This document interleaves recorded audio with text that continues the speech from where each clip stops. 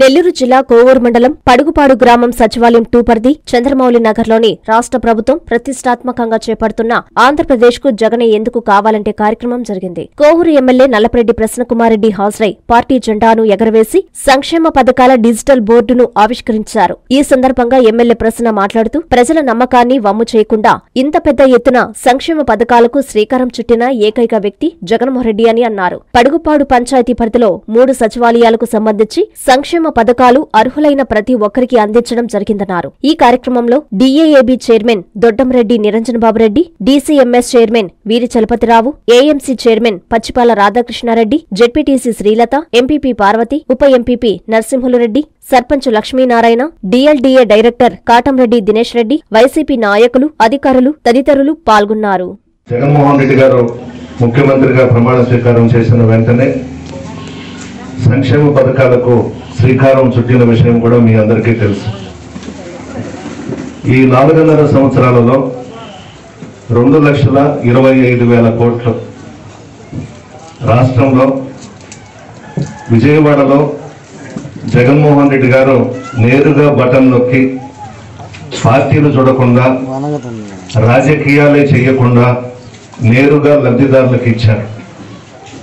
బహుశా నాకు తెలిసి భారతదేశ చరిత్రలో ఏ ముఖ్యమంత్రి కూడా ఇంత పెద్ద ఎత్తున సంక్షేమ పథకాలకు శ్రీకారం చుట్టిన వాడు ఎవరూ ఉండరు. ఆ ఘనత రాజశేఖర రెడ్డి గారి కుమారుడుగా జగన్మోహన్ రెడ్డి గారు చిన్న వయసులోనే ముఖ్యమంత్రి అయి ప్రజలిచ్చిన నమ్మకాన్ని వమ్ము చేయకుండా ఈరోజు ఇంత పెద్ద ఎత్తున సంక్షేమ పథకాలకు శ్రీకారం చుట్టిన వ్యక్తి జగన్మోహన్ రెడ్డి గారు. మన పడుగుపాడు పంచాయతీకి సంబంధించి 3 సచివాలయాల్లో 43,68,73,000 జగన్మోహన్ రెడ్డి గారు ఇవ్వడం జరిగింది. దీంట్లో అవినీతికి ఆస్కారం లేదు. నేరుగా విజయవాడలో బటన్ నొక్కడం, లబ్ధిదారుల అకౌంట్లోకి అమౌంట్ రావడం. పడుగుపాడు 1 సచివాలయం పరిధిలో అర్హులైన ప్రతి లబ్ధిదారులకు అందించిన సంక్షేమ పథకాలు మొత్తం 11,64,62,000. అదేవిధంగా పడుగుపాడు 2 సచివాలయం పరిధిలో 11,24,49,000 ఇచ్చాం. పడుగుపాడు 3 20,79,62,000 ఇచ్చాం.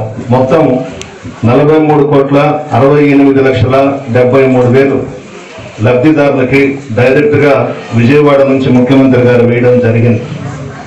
ఇంతవరకు సంక్షేమ పథకాలు ఇళ్ల స్థలాలకి భూసేకరణ, భూమి అభివృద్ధికి సంబంధించి పడుగుపాడు సచివాలయం 1లో 4,55,10,000 ఇచ్చాం. 2వ సచివాలయంలో ఈ భూసేకరణ, భూమి అభివృద్ధికి సంబంధించి 3,32,10,000 ఇచ్చాం.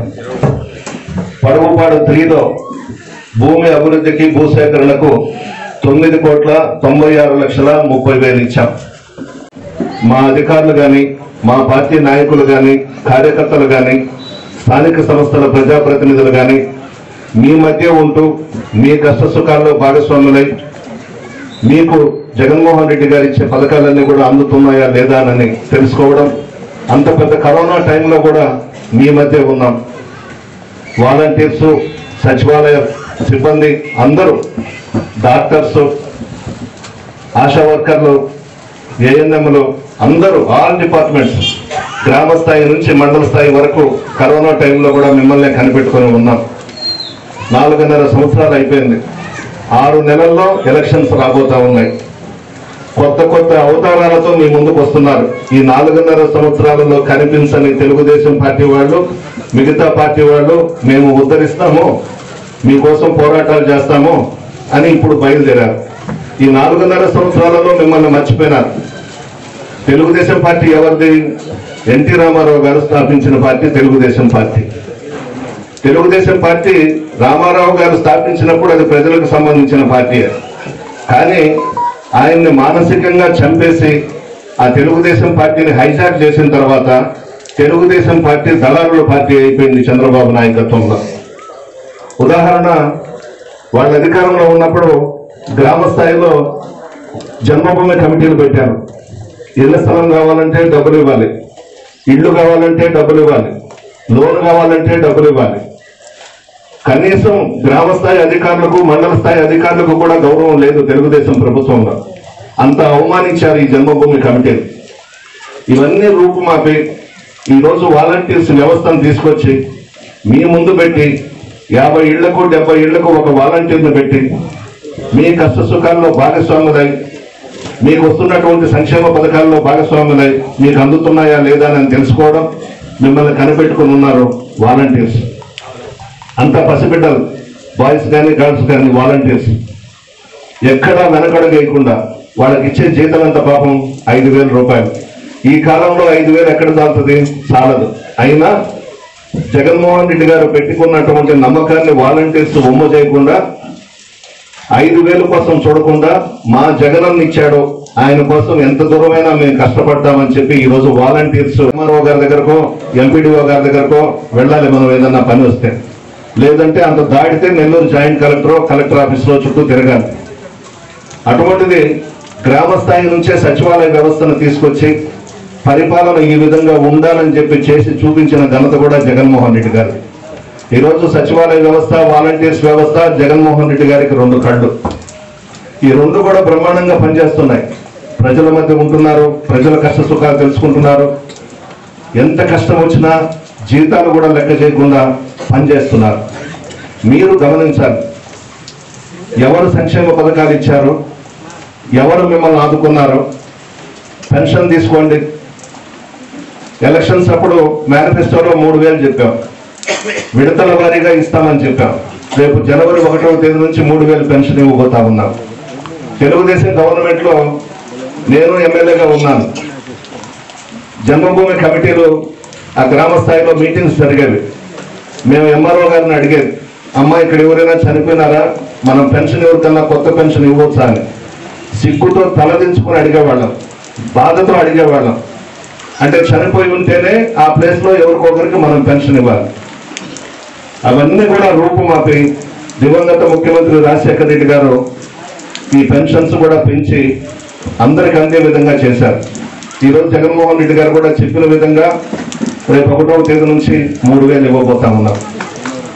ఒక్కటి గమనించండి, ఎవరు మీ మధ్య ఉన్నారు, ఎవరు పథకాలు ఇచ్చారు?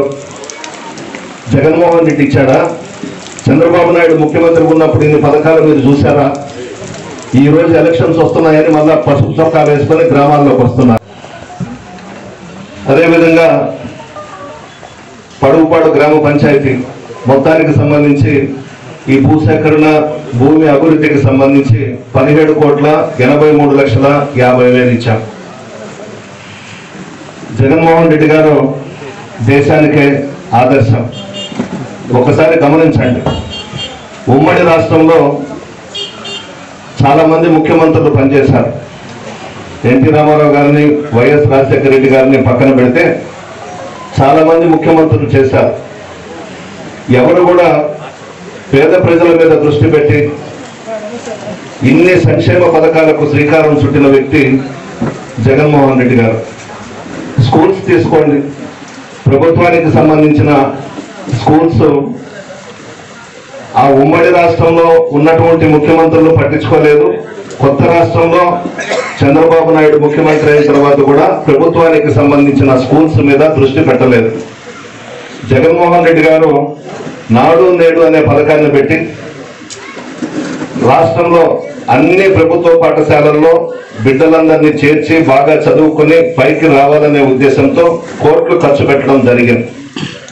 ప్రభుత్వానికి సంబంధించిన స్కూల్స్ అన్ని కూడా రూపురేఖలు మారిపోయినాయి. ప్రైవేటు పాఠశాలలకు ధీటుగా ఈరోజు ప్రభుత్వ పాఠశాలలు చాలా బాగా అభివృద్ధిలోకి వచ్చినాయి. పిల్లల శాతం కూడా పెరిగింది ఇప్పుడు గవర్నమెంట్కి సంబంధించిన స్కూల్స్లో. అదేవిధంగా హాస్పిటల్స్ మన ప్రభుత్వం అధికారంలోకి వచ్చిన తర్వాత, జగన్ గారు ముఖ్యమంత్రి అయిన తర్వాత ప్రభుత్వానికి సంబంధించిన హాస్పిటల్స్ మీద కూడా దృష్టి పెట్టిన విషయం మీ అందరికీ తెలుసు. కార్పొరేట్ హాస్పిటల్లో పేదలు అడుగు పెడితే లక్షలు కట్టాలి. దీనిని కూడా గమనించి మన ప్రభుత్వానికి సంబంధించిన హాస్పిటల్స్ బాగు చేసుకుంటే ప్రజలందరూ కూడా మన హాస్పిటల్స్ లోనే చూపించుకుంటారనే ఉద్దేశంతో ఈరోజు ప్రభుత్వానికి సంబంధించిన హాస్పిటల్స్ లో కూడా నిధులు ఖర్చు పెట్టి బ్రహ్మాండంగా అభివృద్ధి చేస్తున్నాం. ప్రజలు ఆలోచించాలి. చాలా మంది ముఖ్యమంత్రులను మీరు చూశారు. మన ముఖ్యమంత్రి జగన్మోహన్ రెడ్డి గారిని కూడా చూస్తున్నారు. సంక్షేమ పథకాలు ఇవ్వండి, ఫలానా పథకాలు పెట్టండి అని మీరెవరు కూడా జగన్మోహన్ రెడ్డి గారిని అడగలేదు. జగన్మోహన్ రెడ్డి గారే ప్రజల కష్ట సుఖాలు పాదయాత్రలో తెలుసుకొని దాదాపు 33 పథకాలు ఈ 4.5 సంవత్సరాలలో అనేక పేర్లతో మీకు డైరెక్ట్ గా అమౌంట్ మీ అకౌంట్స్ లోకి పంపిస్తున్నారు. ఎవరు కూడా మాకు ఫలానా పథకం పెట్టండి, ఫలానా పేరు పెట్టండి, మాకు డబ్బులు ఇవ్వండి అని ప్రజలెవరు కూడా అడగలేదు. ముఖ్యమంత్రి గారి ఆలోచన, ముఖ్యమంత్రి గారి ముందు చూపు.